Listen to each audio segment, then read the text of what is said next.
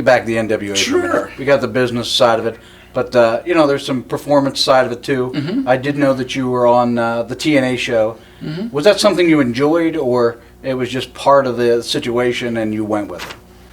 It was part of the situation. I wish I would have known more, but it was another thing where they had an angle all figured out, and I really wasn't. And I had told them I'm not a worker, So apparently the right people didn't get the word, but what they were giving me actually didn't take being a worker. So, and the angle didn't go through. Anyway, that's when they had the flip of what the powers to be were changing the model of what they were doing. So I was on there twice. It was really interesting. I enjoyed it. I was in the back room, got to see what goes on, got to watch the ladies making everybody's personal junk so they'd all look big.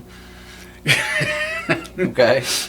Hey, you want to hear it? No, that's fine. That's fine. Hey, the sewing machines were going, baby. Yeah, I gotcha. I gotcha. But I did miss. I did meet a lot of good people, and that's where I met Jeff and Jerry, because I was one of the signers on the contract, which that became a nightmare. With the members, they all thought a gold truck just pulled up because we signed with them. Mm-hmm. And they were a startup too. So there was, so we dealt with that. What year did you, PWX specifically, leave the NWA, and why? We didn't actually ever leave. Okay. It's when they filed the lawsuit. Oh, you didn't know that? No, I didn't know that. Okay. Boy, I'm surprised you didn't know that. There was a lawsuit that was filed against one of the members. Played a nice fast trick on somebody. He was apparently an attorney, and he went after the board because something they didn't do. He was working it up. There's two other ones, that Howard Brody and Fred, whatever his last name, were working in the background with this attorney guy, and he sued the whole board. Okay, he was going to take over, and that's basically what ended up. But instead, what happened was the board right then should have stepped away. Once you're sued, he sued them personally, and he sued the NWA. Now, when he sued them personally, it's a conflict of interest. You need to get up, you need to walk away, have another board come in and take over. Well, that didn't happen. They stayed in there and kept negotiating because they were scared that they were going to get. He had them scared shitless. And it was like, I don't know what you're scared of. Well, they're going to take us back to Texas, and we're not supposed to be able to. We can't do nothing. We can't afford to take them to Texas. I said, you're all sitting here and you're all worried. And I had just gone through, these lawsuits that I had. I'm sitting there. He says, all you do is file Chapter 11. Do it in North Carolina, where the company was running out of. And it would have all had to come here, because they got to take care of Chapter 11 before they take care of everything else. They wouldn't do it. So I never actually left. It left. I see. Okay.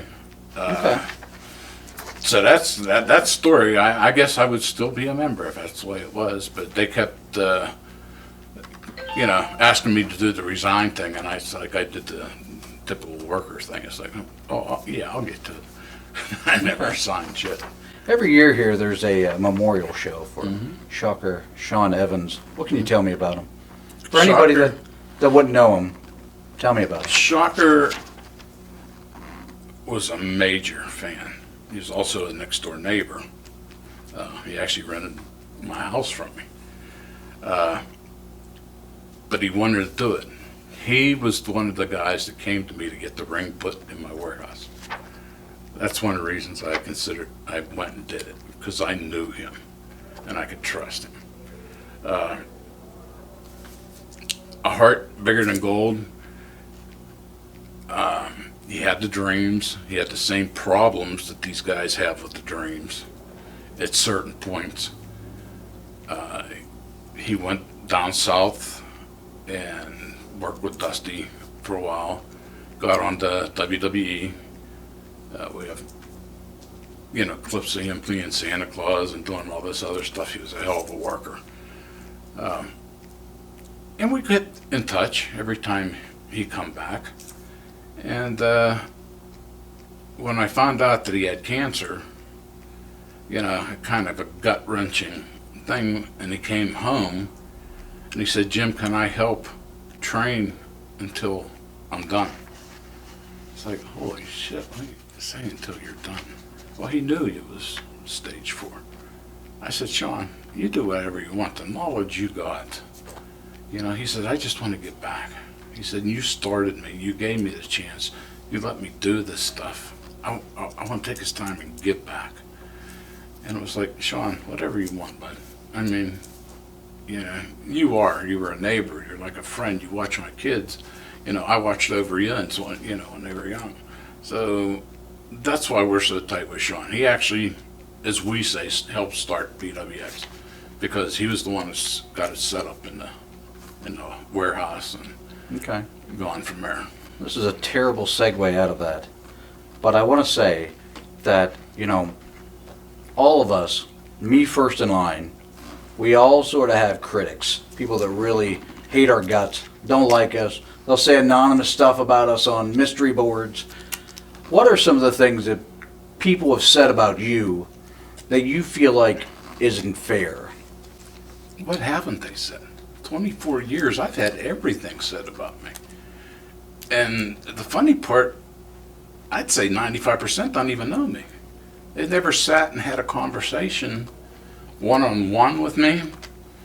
They take what one person hears, add to it, the old cycle. One little story turns here and turns into a great big ball, and it keeps rolling in. And I'm not one to hold it, hold it in. And I'm not one to tell you, where the hell did you hear that? And then they won't tell you. Mm-hmm. And it's like, well, then shut your mouth. Well, that don't work. That gets you worse. And especially when you had the old indie board, it was all hidden. Mm-hmm. Everybody really grew a set of balls all of a sudden when they didn't have to put their name to it. So, and actually, most groups had somebody just set up to go in there and cause shit. We had 2, Potter and Steele.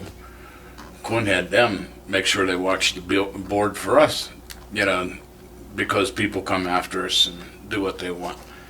I think one of the biggest things that truly bothered me, I could take anything else, but the one thing that truly bothered me is, back in '80, I was diagnosed with bipolar and anxiety. And they had also said you probably had it clear back into your teens. Now, many people think that this means you're mentally incompatible of doing anything. Well, they're wrong. Okay, I graduated school. I got my degree in architectural design. I ran company-wide programs for construction. And the one thing I missed out on is I could never comprehend the writing and the grammar. I had extremely hard times in school with writing and grammar. I took extra classes. It's like, there's nothing I can do about it. I've done everything I possibly could do about it. And then I hear that this is part of that disease. Okay. That it don't let you function to comprehend some of this stuff. And nowadays, to me, I see so much of this. And they belittle and bully people because these people may have these problems, which is, like, you're the sissiest ass I ever heard. You don't know if this person has a problem, if he was lazy. I haven't met many of them that are lazy. They have a problem. So instead of standing up for them, these people will tear you apart. I mean, you go on the boards now, and it's like you got an English teacher out there that corrects your I's and your T's. It's like, are you wrestling, or are you going to be my English teacher? Yeah, I know I'm doing it wrong, but after a while, it's like, that's me. Mm-hmm. So I'm kind of turning a corner now that we're going to start doing some things to help. I know you're aware. We lost a few wrestlers in this time committing suicide. I know many people that I have helped getting through bouts of depression. But this is all in the background. And they'd come to me after they'd find that I'd had it, and then they'd want to talk about it. And then all of a sudden, when everything was okay, they forgot who was there to be with them and kept their mouth shut. So that kind of hurt. I mean, you know, it's like I wasn't there to hurt anybody, but I wasn't there to take any shit. And the reason that happened is, to be honest with you, when I was young and I went through school, I was bullied. I was big. I was 6'4", okay? But I was by myself. I didn't bother with anything. So they always wanted to take that shot at you. They always wanted to bully you. Well, once I came out of that stage and I had a complete breakdown, which I've had 3 of them, I had a complete breakdown. I came back, and one thing that that truly came out is you got to let go of it, Jim. You're holding this all in with these people bullying you, and it's driving you into the ground. Give it back. Nail 'em. You know, it may not be right, but you're going to feel a whole lot better because you're bottling this shit up. Mm-hmm. Yeah, that's where it all started. Okay. You brought it up, 6'4". I don't know how old you were whenever you first started getting involved with promoting. How old, do you remember? 94, how old you'd have been? I was in my 30s, early. I mean, 6'4", you're a big guy. Did you ever consider I was being 6'6". a wrestler? 6'6", okay. Yeah, I was Did 6'4" back in high school. Whoops, sorry. Did you ever think about being a wrestler? No. Never crossed your mind? I was collegiate. I did high school. But no, I had no self-confidence at all. The football coach chased me around. The basketball coach wanted me. I had no self-confidence. That's one of the things that came with that disease. Okay? I prefer sitting in a corner, leave me alone, and that's why I ended up going into management. Numbers, shit, I can run numbers all day long. I run circles and graphic geometry, strengths of materials, you know, as long as it don't have to be in cursive, I'm great. Mm-hmm. But I didn't go to football games. I didn't go to baseball games. I loved baseball. You know, I did play prior to high school. I played all the baseball. But no, I enjoyed watching wrestling. I enjoyed for the time I was on the high school wrestling team. But no, I would have liked to. But like I said, no self-confidence. When I knew I was getting an interview with you, the part I was most looking forward to is, because I've known you for a while now, I know you're a very straight shooter, is the game I play with everybody that I interview, word association. So I'm going to give you a name, and you can tell me 1 word or 500 words, however you feel about this person. Norm Connors. Pass. Okay. Well, I know you want me to answer him. Norm came right after us. My problem with Norm is he had a good head on him, but he was another, I hate to call him like it, it's game players. Okay, it's like... What's that mean? What do you mean game player? When I say game player, what I'm talking about is use your brain to better yourself. Don't try to come off of what somebody else is doing. He opened his first place within 5 minutes of PWX. If you have any business sense at all, if you have any background in business, you should have moved your area, got out about an hour. The demographics that I found out is usually an hour to an hour and 15 minutes away is a good piece. People won't travel much. Some do. Some do. But the majority of them don't. So find yourself out there about an hour and start. You know? Mm-hmm. Find that new set of crowd. Find that person that you can make them come here. Don't come to my parking lot, paper damn parking lot, and just try to take fans away from what we've done and built. You know, it's not being mad, it's being, you stupid ass. Instead of making us more people, you're cutting it in half and making people choose. Well, I'm from Pittsburgh. When it comes to a fight, I fight. How about Justin Plummer in IWC now? Is he in IWC now? He owns IWC, Justin Plummer does. Oh. I never met him. Okay. Never met the guy. He wrote me a few times and then told me I wasn't up to his standard in life. Yeah, that's, okay, yuppie. I mean, that's all I can tell you. Okay. You don't know what I have, buddy. You don't know standard. I've raised 4 kids. I think I've done pretty good. They all have very successful lives. I know what you're going to be running into, and you may think you're smarter than me, that's fine too.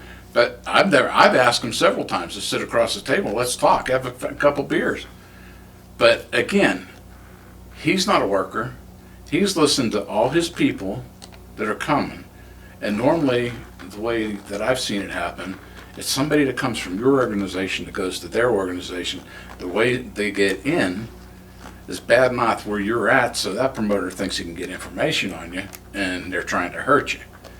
So they're bad mouthing the fuck out of you. So that's added. Then more's added.